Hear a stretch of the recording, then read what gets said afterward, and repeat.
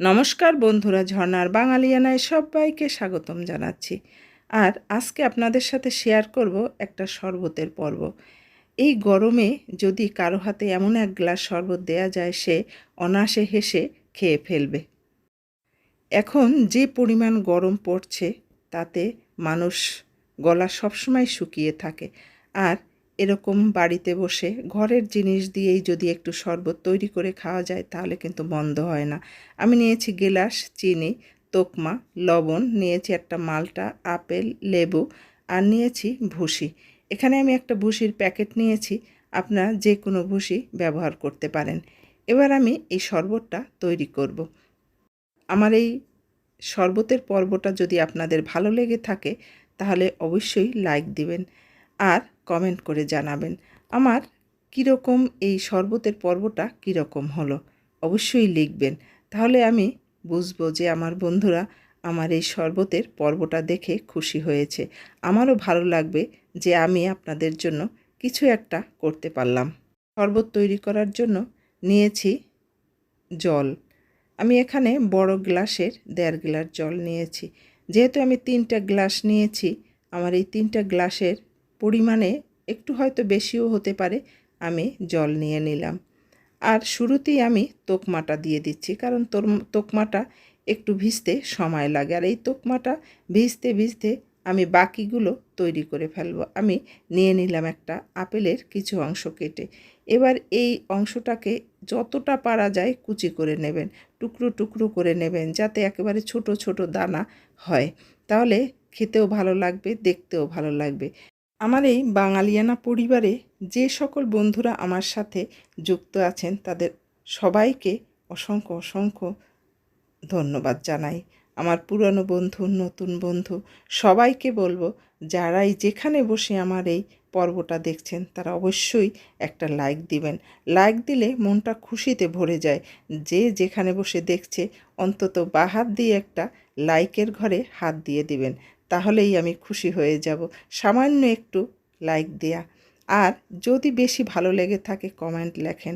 আপনার যদি কিছু জানার থাকে, আরও কিছু বলার থাকে যে এভাবে না অন্যভাবে করলে শরবতটা আরও ভালো হতো, তাহলে কমেন্টের ঘরে লিখবেন।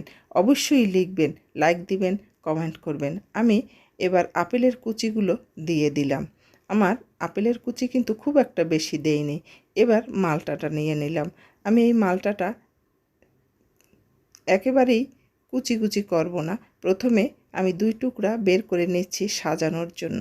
তারপর আমি এর মধ্যে অর্ধেকটা রস করে দেব, আর বাকি অর্ধেকটা আমি কুচি করে দেব। এভাবে মালটার রস দিলে শরবতে কিন্তু সুন্দর একটা গন্ধ আসে, আর খেতেও কিন্তু দারুণ লাগে। আমি এটা চিপড়ে চিপড়ে দিয়ে দিলাম।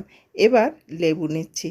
প্রথম টুকরো লেবুটা সাজানোর জন্য নিচ্ছি, বাকিগুলো আমি এই শরবতের মধ্যে পুরোটাই কিন্তু দিয়ে দেব। আমি অল্প একটু দিয়ে দেখাচ্ছি, কিন্তু আমি সব কেটে এই লেবুর পুরো অংশটাই দিয়ে দেব। আর আমি এই লেবুটা নিয়েছি কাগজের লেবু, যে লেবুতে গন্ধটা খুব ভালো হয়, সেই লেবুটা নিয়েছি। এবার দিয়ে দেব ভুসি। আর এই ভুসি আমার বেশি দিব না, কিন্তু ভুসি বেশি দিলে কিন্তু ভালো হয় না, তাই আমি অল্প পরিমাণে ভুসি দিয়ে দিচ্ছি। যেহেতু আমার 3 গ্লাস, তাই ছোট চামচ, এই চামচটা কিন্তু খুবই ছোট, এই ছোট চামচের 3 চামচ দিয়ে দিলাম। আর দিয়ে দিচ্ছি চিনি, তবে আপনার পরিমাণ মতো চিনি দিবেন। এবার মালটা, সামান্য অল্প একটু মালটা কুচি কুচি করে দিয়েছি, এবং বাকি লেবুগুলো চিপড়ে চিপড়ে দিয়ে দিচ্ছি। রেসিপিটা যদি পুরুষ বন্ধুরা দেখে থাকেন তাহলে অবশ্যই ভাবিকে দেখাবেন, যাতে সে আপনাকে তৈরি করে খাওয়াতে পারে। দিয়ে দিলাম একটু লবণ। এবার ভালো করে এটাকে একটু মিশিয়ে নেব। এবার দিয়ে দিলাম 3 টুকরো করে বরফ কুচি। আর এবার দিয়ে দেব 1 চামচ 1 চামচ করে আস্তে আস্তে এই শরবতটা দিয়ে দেব। এই শরবতটা খেতে যে কি মজা লাগে! গরমের মধ্যে এমন এক গ্লাস শরবত আপনি খেলে একেবারেই স্বস্তিতে আপনার শরীরটা ঠান্ডা হয়ে যাবে, আর খুব ভালো লাগবে। অবশ্যই বাড়িতে এভাবে বানায় খেয়ে দেখবেন। নতুন নতুন বিয়ে হয়েছে তারা যদি এমন শরবত করে শ্বশুরবাড়ির লোকদের খাওয়ায়, তাহলে আর বউয়ের প্রশংসার অন্ত থাকবে না।